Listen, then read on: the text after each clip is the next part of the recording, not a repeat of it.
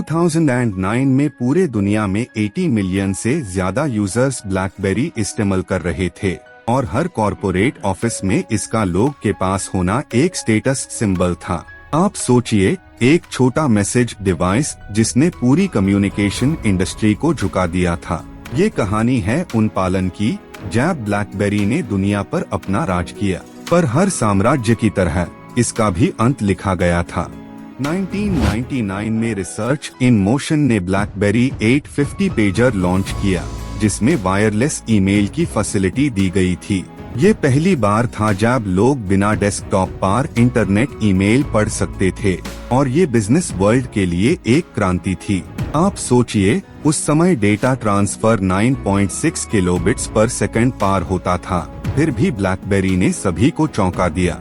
ये स्पीड से ज्यादा सिक्योरिटी पर ध्यान देता था। ब्लैकबेरी के कुछ ईमेल सिस्टम ने दुनिया भर के एग्जीक्यूटिव्स को 24/7 जोड़े रखा और ये उनके लिए एडिक्टिव था। आप जानते हैं, इस एडिक्शन को लॉग क्रैकबेरी बोलने लगे द 2000s के बीच। हर छोटी मेल पार वाइब्रेशन, हर स्क्रीन पार सिक्योर मैसेज, ये सब लोगों के लिए रूटीन बन गया था। ये डिवाइस प्रोडक्टिविटी का प्रतीक बना हुआ था। 2003 से 2007 के बीच ब्लैकबेरी ने लगभग 60% स्मार्टफोन मार्केट कैप्चर किया। एमएनसी कंपनीज ने अपने एम्प्लॉइज को ये डिवाइस देना स्टैंडर्ड बना लिया, क्योंकि एन्क्रिप्शन और नेटवर्क रिलायबिलिटी अनमैच्ड थी। उसका मैसेजिंग सिस्टम बीबीएम दुनिया के पहले रियल टाइम चैट प्लेटफॉर्म्स में से एक बना। ये कॉम्बिनेशन ने उसके कॉम्पिटिटर्स को दोबारा सोचने पर मजबूर किया। उस समय नोकिया और मोटोरोला मोबाइल के किंग्स द, पर ब्लैकबेरी ने उनके नेटवर्क डिजाइन को डिसरप्ट किया। रिम के इंटरनल सर्वर्स कनाडा के अंदर डेटा एनक्रिप्ट करके राउट करते थे, जो वर्ल्ड लेवल सिक्योरिटी प्रोवाइड करता था। इस वजह से गवर्नमेंट ऑफिशियल्स तक इस ब्रांड से जुड़ हुआ। ये ट्रस्ट हाई ब्लैकबेरी के एम्पायर का नींव था। 2007 में जब एप्पल ने आईफोन लॉन्च किया, दुनिया ने एक नए युग में कदम रखा। ब्लैकबेरी के फाउंडर्स ने टच स्क्रीन कॉन्सेप्ट को सिर्फ फैशन समझा और इग्नोर किया। आप सोचिए, उन्हें लगा टैक्टाइल कीबोर्ड के बिना लॉग टाइप नहीं कर पाएंगे, पर रियलिटी कुछ और थी। ये गलत एस्टिमेशन कंपनी के लिए खतरनाक साबित हुआ। 2010 तक ब्लैकबेरी का मार्केट शेयर 43% से गिरकर 16% पर आ गया। iOS और एंड्रॉयड के आने से ये गिरावट रुक नहीं पाई। ब्लैकबेरी OS आउटडेटेड लगने लगा और ऐप इकोसिस्टम बिल्कुल कमजोर था। गूगल प्ले और ऐप स्टोर पर हजारों ऐप्स थी, जबकि बीबी वर्ल्ड में कुछ गिनते के हाई ऐप्स मिलते थे। लोग नए एक्सपीरियंसेस चाहते थे, जो ब्लैकबेरी दे नहीं पाया। कंपनी ने टच डिवाइसेस लेने की कोशिश की, जैसे 2008 का ब्लैकबेरी स्टोन, पर वो टेक्निकल ग्लिच से भरा हुआ था।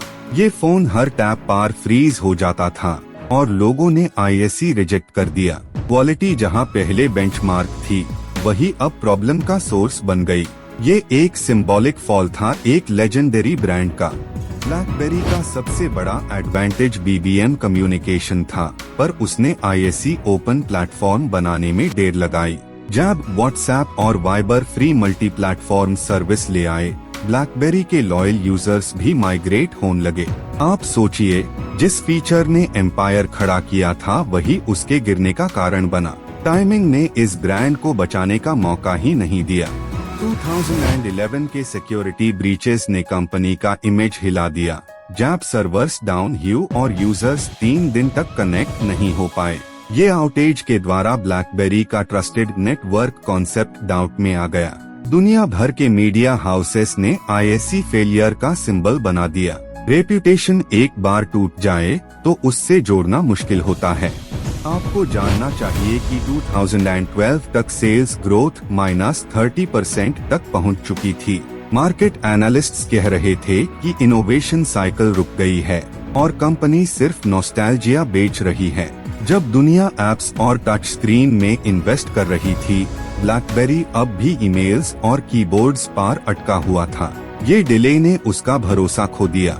ब्लैकबेरी Q10 और Z10 जैसी डिवाइसेस ने कंपनी की स्ट्रैटेजी को दोबारा सीखने की कोशिश की, पर तब तक बहुत देर हो चुकी थी। एंड्रॉयड और iOS इकोसिस्टम ने $1 बिलियन ऐप इकोनॉमी बना दी थी।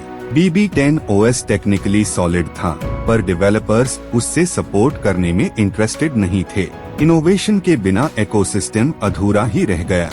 आप ये भी जानते हैं कि 2015 तक वर्ल्ड मार्केट में ब्लैकबेरी का शेयर सिर्फ 0.3% बचा। ये वो समय था जब एप्पल हर क्वार्टर में 50 मिलियन आईफोन्स बेच रहा था और सैमसंग ने भी मिड रेंज फोन्स से कैप्चरिंग किया। ब्लैकबेरी बिजनेस क्लाइंट्स तक सीमित रह गया, मास अडॉप्शन खत्म हो गई थी।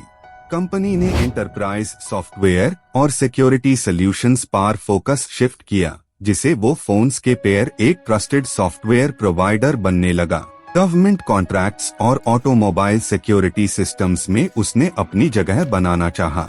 ये सर्वाइवल के लिए स्मार्ट स्टेप था, और कंज्यूमर इमेजिनेशन फिर कभी वहां नहीं पहुंची।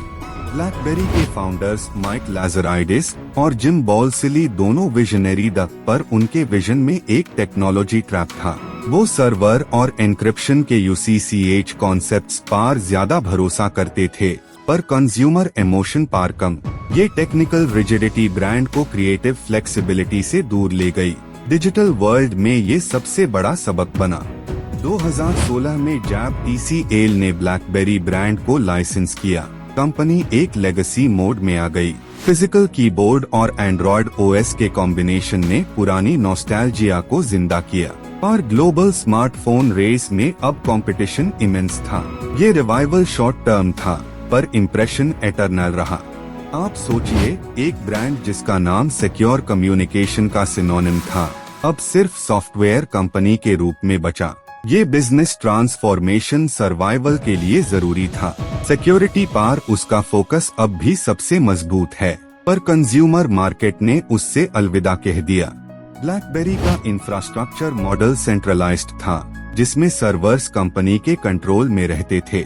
ये मॉडल एफिशिएंट तो था, पर रिस्की भी बन गया जब डेटा डिसेंट्रलाइजेशन ट्रेंड आने लगा। क्लाउड टेक्नोलॉजी के आगे में ये मॉडल आउटडेटेड लगने लगा।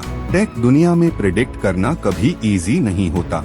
हर इनोवेशन एक सीडिंग होती है, और ब्लैकबेरी ने कम्युनिकेशन कल्चर में अमृत जैसा बीज बोया। वायरलेस ईमेल, सिक्योर चैट और अर्गोनॉमिक डिजाइन जैसे एलिमेंट्स आज भी मॉडर्न फोन्स में जीते हैं। उसका इन्फ्लुएंस इकोसिस्टम्स में घुस गया है, इसलिए कहना सही होगा कि ब्लैकबेरी गया नहीं, अपने फुटप्रिंट्स छोड़ गया। आज जब आप अपने टच स्क्रीन फोन पर मैसेज भेजते हैं, एन्क्रिप्शन एनेबल करते हैं और क्लाउड सिंक चलते हैं, तब कहीं ना कहीं एक ब्लैकबेरी का DNA छुपा हुआ है। ये ब्रांड सिर्फ एक हार्डवेयर नहीं था, एक डिसिप्लिन था टेक्नोलॉजी में परफेक्शन लेन का। उसने दुनिया को कम्युनिकेशन का रियल मतलब सिखाया। ये कहानी उसके गिरने से ज्यादा उसके सिखाने की है। ब्लैकबेरी ने कंपटीशन को खत्म किया था उसी किसी वेपन से, जिसे वो खुद घायल हुआ। इनोवेशन और कंट्रोल के बीच का बैलेंस हमेशा नया पजल बना रहता है। दोस्तों, ये कहानी सिर्फ एक कंपनी की नहीं, बल्कि पूरे टेक दुनिया के ईगो और एवोल्यूशन की कहानी है। ब्लैकबेरी गया, पर इंडस्ट्री को बदलने का काम पूरा कर गया।